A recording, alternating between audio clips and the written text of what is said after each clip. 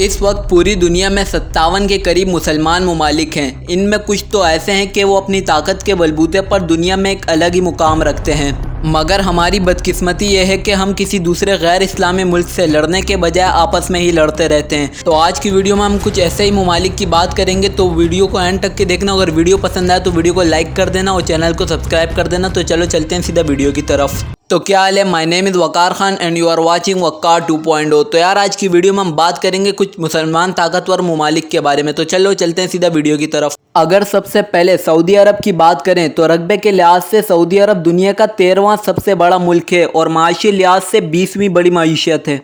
Saudi अरब दुनिया में crude oil का सबसे बड़ा एक्सपोर्टर है, जबकि वेनेजुएला के बाद तेल के सबसे ज़्यादा साबितशुदा ज़खायर भी सऊदी अरब में है। यानी सऊदी अरब की मईशत की ताकत और कमज़ोरी दोनों उसकी कुदरती वसाइल ही हैं। ताकत इस तरह के सऊदी अरब इसकी वजह से मजबूत और एक अमीर मुल्क है, और कमज़ोरी इस तरह के कुदरती वसाइल ज़्यादा देर तक आपकी तरक्की में मदद नहीं कर सकते।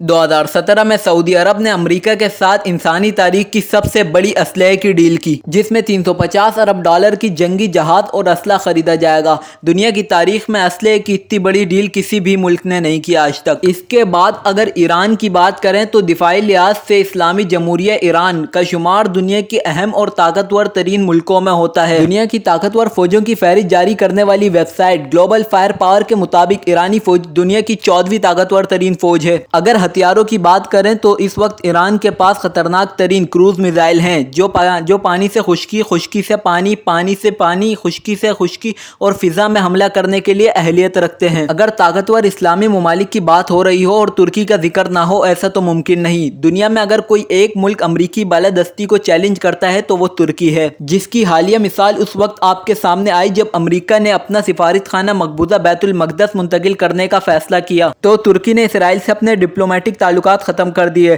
तुर्की ना ही कोई एटमी मुल्क है और ना ही इसके पास कोई ख़तरनाक हथियार, मगर इसके बावजूद इसका शुमार दुनिया की चंद बड़ी ताकतवर मुल्कों में होता है।